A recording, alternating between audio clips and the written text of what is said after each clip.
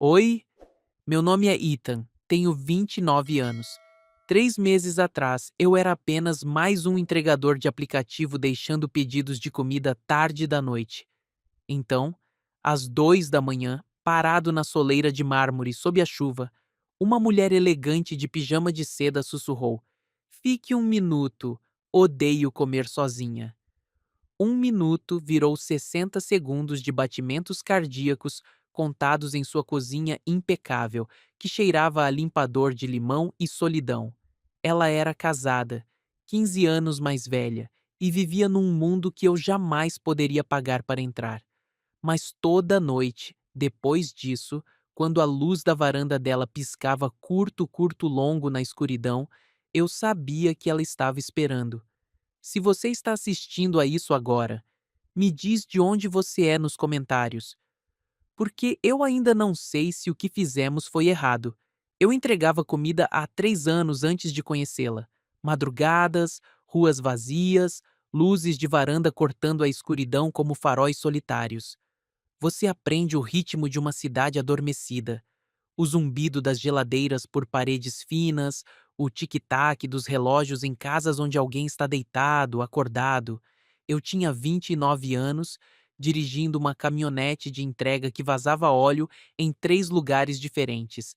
Durante o dia, eu consertava coisas, torneiras pingando, dobradiças rangendo, o que quer que me mantivesse à tona. À noite, eu levava sacolas de comida quente para pessoas que não conseguiam dormir. Foi assim que me encontrei na Maple Ridge, às 2h07 da manhã, a chuva tamborilando contra o meu para-brisa como dedos no vidro. As casas lá em cima não eram casas, eram declarações, entradas de garagem de mármore, portões que fechavam suavemente, campainhas com câmera que provavelmente custavam mais que a minha caminhonete.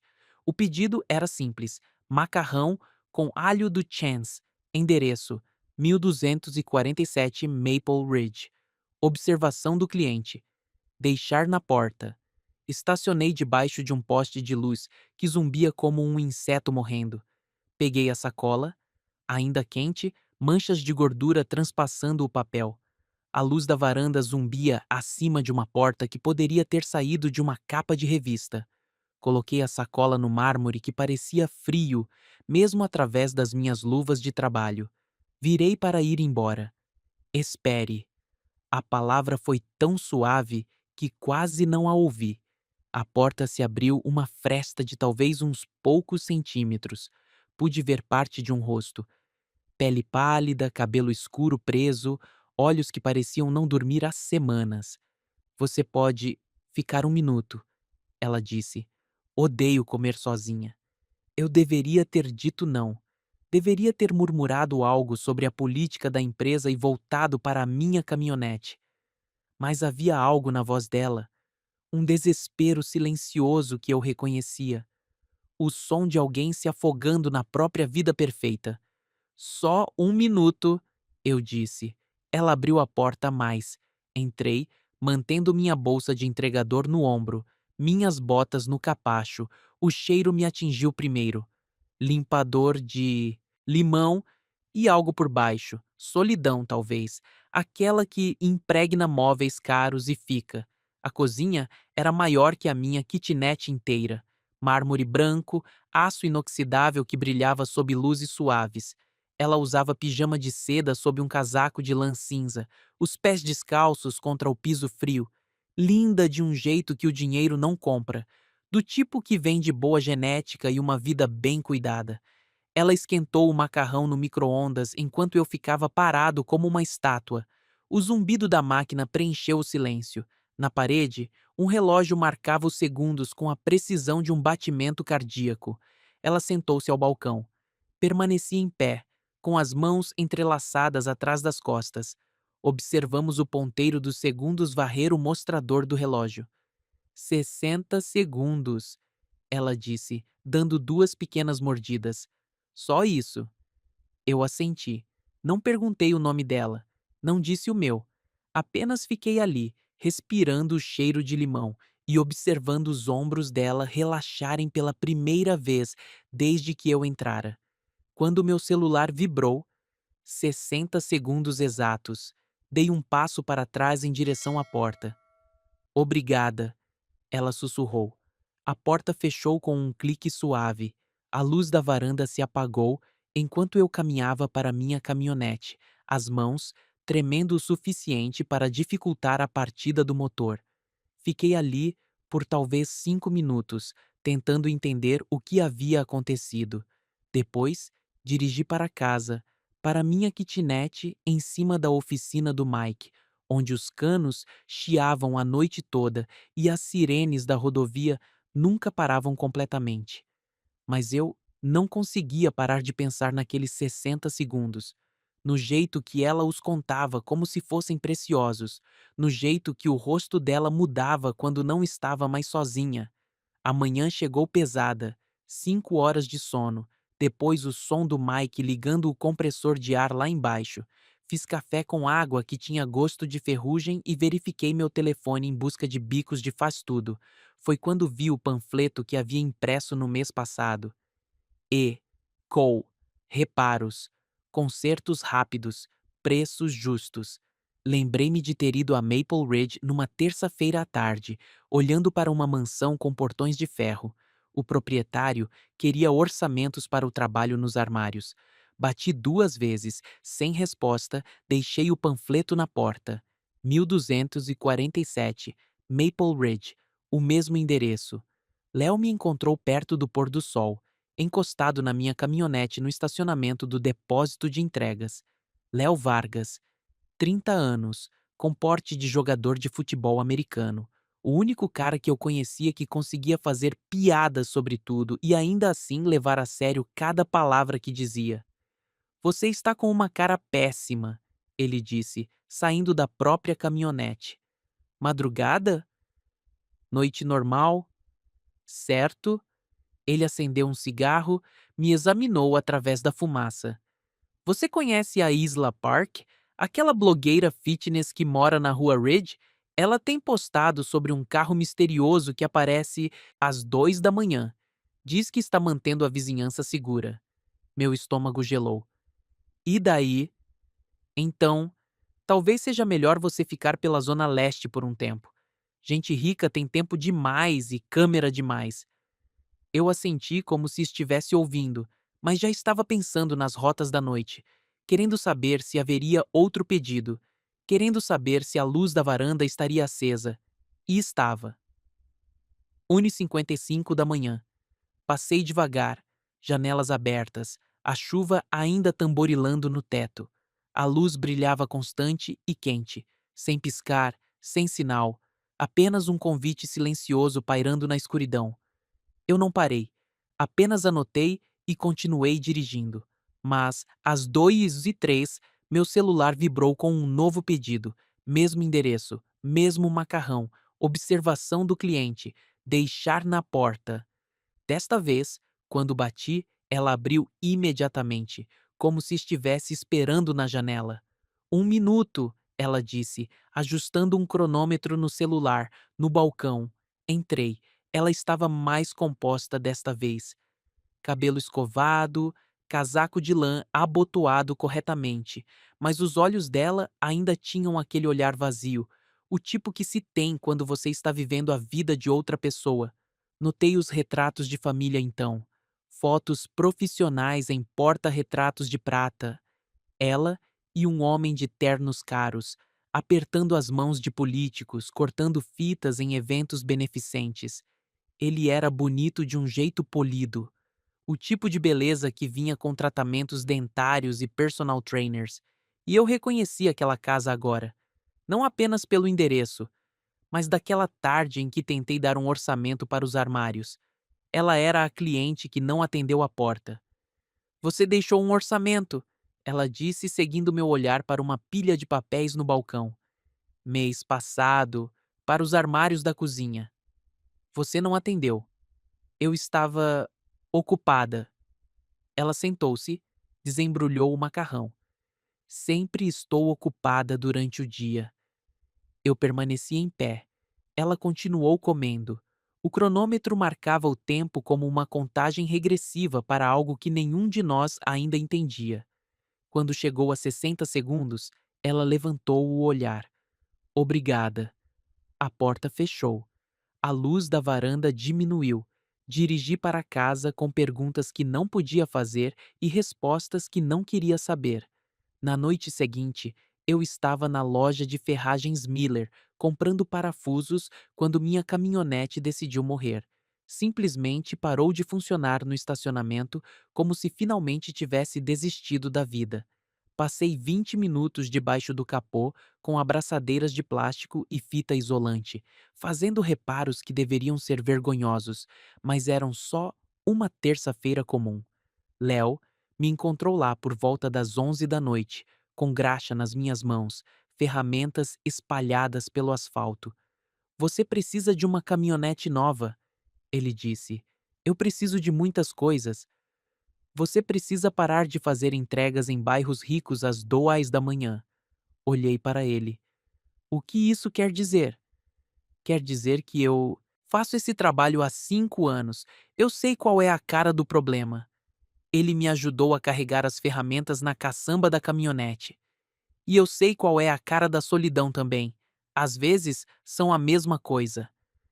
À 1h47 da manhã, meu celular vibrou. Mesmo pedido, mesmo endereço. Desta vez, quando entrei, uma das dobradiças do armário rangeu como um animal morrendo. Ela se encolheu com o som. Eu posso consertar isso, eu disse. Nesse minuto, ela apontou para uma gaveta.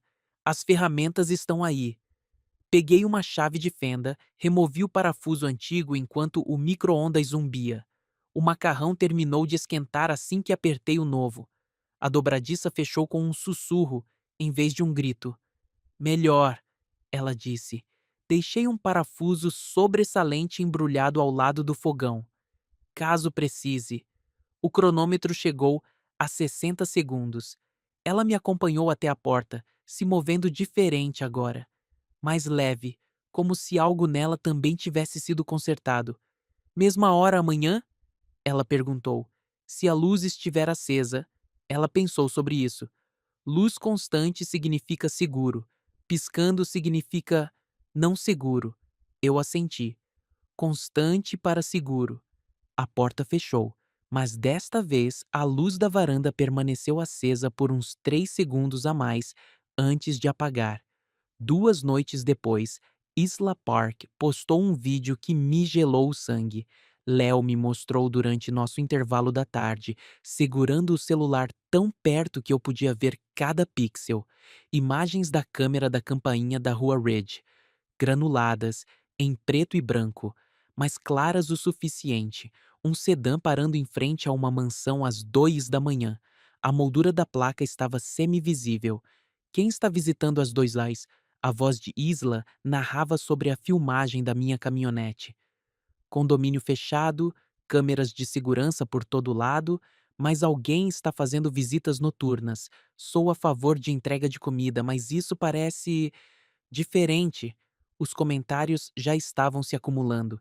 Especulações sobre casos, tráfico de drogas, consultores de segurança, o tipo de fofoca que podia arruinar vidas sem nunca ser provado.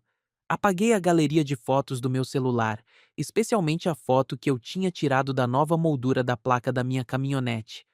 Aquela com o logo da minha empresa que seria fácil de rastrear. Naquela noite, dirigi por uma rota diferente. Evitei a rua Ridge completamente, mas às 1h50, a força do hábito me puxou em direção a Maple Ridge mesmo assim.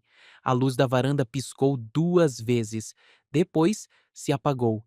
Continuei dirigindo. Na noite seguinte, o pedido veio de qualquer forma. 2h06 da manhã. Mesmo endereço, mesmo macarrão. Quando ela abriu a porta, ela parecia cansada de um jeito mais profundo, como se estivesse prendendo a respiração por 24 horas. Eu vi o vídeo, ela disse. Me desculpe, ficamos em extremidades opostas da cozinha. Ela com o macarrão, eu com as mãos nos bolsos. O relógio de parede ticava entre nós como um árbitro contando os segundos de uma luta de boxe. Eu peço comida porque... Ela parou, olhou para as próprias mãos. Esta casa parece um museu na maioria das noites. Linda, perfeita e completamente vazia. Eu conhecia essa sensação, um tipo diferente de vazio, mas ainda vazio. O minuto ajuda, eu disse. Sim. Ela levantou a cabeça. Ajuda! A campainha tocou. Nós dois congelamos. Passos no corredor, pesados, deliberados, masculinos. Ela gesticulou rapidamente para uma porta que eu não havia notado. A despensa. Entrei, puxando a porta, quase até fechar. Cheiro de limão misturado com farinha e o fraco zumbido eletrônico de algo monitorando, observando. Pela fresta, pude vê-la reajustando a postura, casual, como se estivesse apenas pegando água. Os passos se aproximaram. Amor? Uma voz masculina, profunda, segura. O alarme disparou. Serviço de limpeza? Falso alarme, ela disse. O sensor de movimento tem estado sensível ultimamente. Vou ligar para uma empresa amanhã. Já resolvi. Os passos se afastaram. Água corria na pia da cozinha, sons normais de uma noite normal. Quando a casa ficou em silêncio novamente, ela abriu a porta da despensa. Saí, notei as mãos dela tremendo levemente enquanto ela reiniciava o cronômetro do micro-ondas. 1 minuto, ela disse, como se nada tivesse acontecido, como se ainda pudéssemos fingir que isso era simples.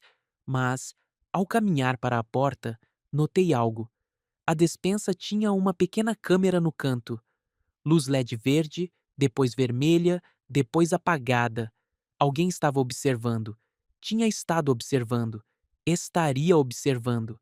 Saí pela porta da frente como sempre. Caminhei para minha caminhonete como sempre. Mas tudo parecia diferente agora. Mais pesado, porque nós dois sabíamos a verdade, mesmo que não pudéssemos dizer em voz alta. 1 minuto tinha se tornado algo completamente diferente. Algo que poderia silenciosamente destruir nossas vidas se não tivéssemos cuidado. E ter cuidado estava ficando mais difícil a cada noite. Na tarde seguinte, Léo e eu estávamos trocando um farol da caminhonete dele quando ele disse o que eu temia. Minutos não ficam só minutos, cara. As mãos dele estavam firmes na chave de boca, mas a voz carregava peso. O tipo que vem de ver muita gente boa fazendo escolhas erradas. Não sei do que você está falando. Claro que não. Ele apertou o último parafuso, testou a luz. Eu já vi isso antes. Alguém solitário, alguém ainda mais solitário. Começa inocente, termina com todo mundo sangrando. Eu queria argumentar, dizer a ele que não era assim. Mas como você explica algo que você mesmo não entende? Como você defende sentimentos que não deveria ter? Naquela noite, por volta das 8, eu estava guardando as ferramentas quando meu celular tocou. Número desconhecido. Aqui é a Júlia. A voz era nítida, profissional. A irmã da Maggie. Não perguntei como ela conseguiu meu número. Não fingi não saber. Quem era Maggie? Ela está resolvendo as coisas, Júlia continuou, mudando senhas, atualizando a segurança, sendo inteligente com a própria vida. Tá bom, não estou ligando para te ameaçar, estou ligando para te agradecer. Isso me surpreendeu. Pelo quê? Por não piorar as coisas. Uma pausa. Por enquanto, a ligação caiu. Fiquei olhando para o telefone por 5 minutos. Depois, dirigi para casa sem verificar nenhuma rota que passasse perto de Maple Ridge. Mas, às 1h40 da manhã, o hábito me puxou para aquela parte da cidade de qualquer forma.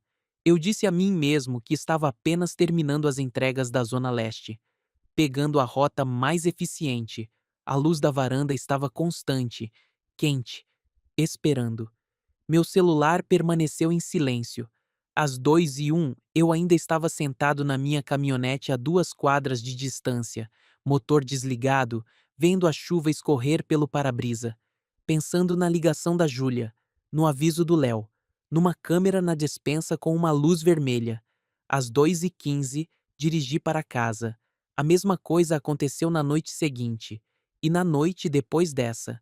4 noites de luzes de varanda constantes e celulares silenciosos. 4 noites passando de carro como um fantasma, querendo algo que não conseguia nomear e não podia ter.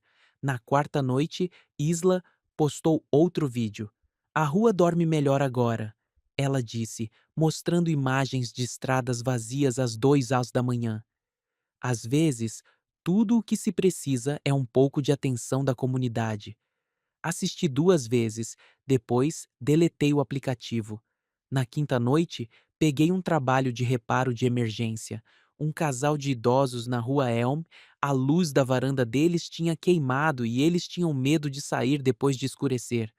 Conserto simples, lâmpada nova, conexão apertada. O velhinho me pagou em dinheiro e a esposa dele me mandou para casa com um bolo de banana. Sentei na minha caminhonete depois, comendo o bolo quentinho e pensando em como era bom consertar algo simples, algo que permanecesse consertado. Eu estava aprendendo a dormir de novo, aprendendo a dirigir por rotas que não incluíam Maple Ridge, aprendendo a preencher o espaço onde aqueles 60 segundos costumavam morar. Mas então, 2 semanas depois, meu celular tocou às 2h09 da manhã. Número bloqueado. Quase não atendi. Sou eu. A voz dela estava diferente, mais firme, como se ela tivesse praticado o que dizer. As câmeras foram redefinidas, ela disse. A despensa está desligada. Os extratos do cartão parecem normais agora. Só dinheiro, sem pedidos por aplicativo. Sentei na cama. E, se houver uma luz, é apenas 1 minuto. Raro, limpo, sem evidências. Olhei pela minha janela para a rua vazia. Quando? Hoje a luz está acesa desde a meia-noite. Eu estava na minha caminhonete 5 minutos depois. A viagem para Maple Ridge parecia diferente desta vez. Proposital em vez de desesperada, como se nós dois tivéssemos aprendido algo nessas 2 semanas, separados. Ela abriu a porta antes que eu batesse. Cabelo preso, suéter cinza, olhos mais claros do que eu jamais os vira. Sem comida hoje à noite, ela disse. Só água. Entrei. Ficamos em extremidades opostas do balcão da cozinha. 2 copos de água entre nós, como um tratado de paz. Descobri algumas coisas, ela disse, sobre o que eu preciso, sobre o que é seguro. E? Isso. Visitas raras, limites claros, nenhuma trilha que alguém possa seguir. O relógio de parede ticava entre nós. 60 segundos pareciam mais longos agora, mais deliberados. Tudo bem para você? Ela perguntou. Sim, estava. Tudo bem para mim. Quando o cronômetro chegou a 60, nós dois nos movemos em direção à porta ao mesmo tempo. Por apenas 1 segundo, estávamos perto o suficiente para que eu pudesse sentir o cheiro do shampoo dela. Algo de baunilha e caro. Ela não se afastou, nem eu. Obrigada, ela disse, por entender. Obrigado por confiar em mim. A porta fechou suavemente. A luz da varanda permaneceu acesa por exatamente 3 segundos a mais. Depois apagou. Dirigi para casa por um caminho diferente, pegando estradas secundárias que nunca havia usado antes, aprendendo novas rotas, novos ritmos. Na noite seguinte, não havia luz. Na noite depois dessa, nada. Eu não esperava que houvesse, mas na noite depois dessa, 2h11 da manhã, um brilho suave apareceu na Maple Ridge. Desta vez, quando ela abriu a porta, estava segurando um pequeno parafuso embrulhado. A dobradiça está rangendo de novo, ela disse. Eu sorri. Que bom que trouxe as ferramentas. Nós entramos em um novo ritmo depois disso. Não toda noite, nem toda semana, mas às vezes, quando a casa parecia muito um museu e minha kitnet parecia muito uma cela, a luz da varanda piscava seu sinal silencioso. Curto, curto, longo, nosso próprio código, Morse para se você estiver passando e se você quiser e se for seguro. Aprendi a ler aquelas luzes como uma linguagem. Aprendi a passar direto quando não estavam lá. Aprendi a aparecer quando estavam, levando nada além de tempo e as ferramentas para consertar o que quer que estivesse rangendo na vida perfeita dela. Nunca falamos sobre o marido dela, nunca falamos sobre o futuro, nunca falamos sobre o que estávamos fazendo ou por que importava tanto. Mas cada 60 segundos que roubávamos pareciam mais reais do que qualquer outra coisa em nossos mundos cuidadosamente separados. Mais honesto do que as galas beneficentes nas fotos dela ou os panfletos de faz tudo na minha caminhonete. Algumas noites ela me falava sobre a fundação que dirigia, bolsas de estudo para jovens sem condições de pagar a faculdade. Eu contava a ela sobre os trabalhos de reparo que importavam, consertar varandas para pessoas que não podiam pagar empreiteiros, trocar fechaduras para mulheres que precisavam se sentir seguras, pequenas gentilezas que fazíamos quando ninguém estava olhando, as partes de nossas vidas que mais pareciam nós mesmos. Outras noites apenas ficávamos ali em silêncio confortável, ouvindo o zumbido da geladeira e o tic-tac do relógio, aprendendo que, às vezes, a coisa mais íntima que você pode fazer é existir em silêncio no mesmo espaço que outra pessoa. O parafuso se tornou nosso símbolo. Ela o segurava quando algo precisava de conserto. Eu deixava um novo quando o trabalho estava feito, um pequeno lembrete de que algumas coisas podiam ser reparadas, que alguns rangidos podiam ser silenciados. 3 meses depois, Daniel começou a trabalhar até mais tarde. Maggie mencionou casualmente, do jeito que se fala do tempo. Mais jantares de negócios, mais viagens noturnas. Consertei uma porta de armário que estava emperrando. Deve ser bom ter a casa só para você. É. Ela fez uma pausa. E não é. Eu entendi. A solidão era complicada quando você era casado com alguém que parecia um estranho. 6 meses depois, Isla se mudou para outro bairro. Postou um vídeo de despedida sobre encontrar uma comunidade que valoriza a privacidade acima do conteúdo. A rua parecia mais segura depois disso, mais quieta, mas mantivemos nossas regras de qualquer forma. Só dinheiro, sem padrões, sem evidências, códigos de luz na varanda e tempo cronometrado e o tipo de limites que mantinham os segredos seguros, porque nós dois sabíamos que isso não podia durar para sempre. Tudo o que era bonito era temporário, tudo o que era perfeito tinha rachaduras, mas por enquanto, por esses minutos roubados numa cozinha que cheirava a limpador de limão e possibilidade, era o suficiente. Mais do que o suficiente. Era tudo. Às vezes, amor não é ter alguém. Às vezes, é saber que a pessoa existe. Saber que num mundo cheio de estranhos, há uma pessoa que te vê claramente e escolhe ficar. Mesmo que ficar tenha que parecer ir embora. Mesmo que o para sempre tenha que parecer 60 segundos de cada vez. A última vez que a vi foi numa terça-feira, 2:13 da manhã. Chuva contra as janelas e aquele zumbido familiar da geladeira marcando o tempo. Ela abriu a porta com seu suéter cinza e pés descalços, cabelo solto nos ombros, olhos cansados, mas contentes. Sem comida hoje à noite, ela disse. Só queria ver se você ainda estava passando por aqui. Ainda passando por aqui. Ficamos na cozinha dela contando os segundos como se estivéssemos contando batimentos cardíacos, como se cada tique do relógio fosse a prova de que ainda estávamos vivos.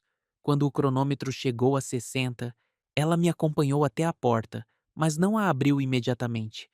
Algumas noites, ela disse, penso no que aconteceria se nos encontrássemos em outro lugar, em outro momento. É mesmo? Vidas diferentes, idades diferentes, tudo diferente. Pensei naquilo, nos mundos paralelos onde o tempo era mais generoso e as escolhas mais simples. Talvez sim, eu disse. Talvez nessas vidas a gente tenha tido mais do que minutos. Ela sorriu. O primeiro sorriso de verdade que eu tinha visto nela. Talvez sim. A porta abriu. Saí para a chuva. Atrás de mim, A luz da varanda se manteve firme por 3 batidas, depois apagou. Dirigi para casa por ruas vazias, os limpadores de para-brisa marcando o ritmo dos meus pensamentos, pensando na diferença entre amor e posse, entre querer alguém e querer que essa pessoa seja feliz, entre 60 segundos e o para sempre. Algumas noites, a luz da varanda ainda pisca. Curto, curto, longo na escuridão, um ponto de interrogação pairando no ar denso. Algumas noites, pego outro caminho, deixando que ela tenha a paz dela.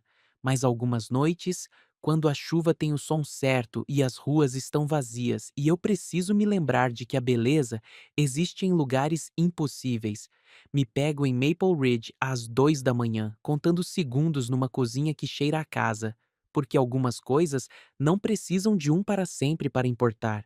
Algumas coisas não precisam de promessas para serem reais. Às vezes, um minuto, roubado com cuidado de um mundo adormecido, é suficiente para manter duas pessoas humanas. Às vezes, isso é tudo. Algumas noites, um único minuto é a diferença entre ficar dormente e permanecer humano.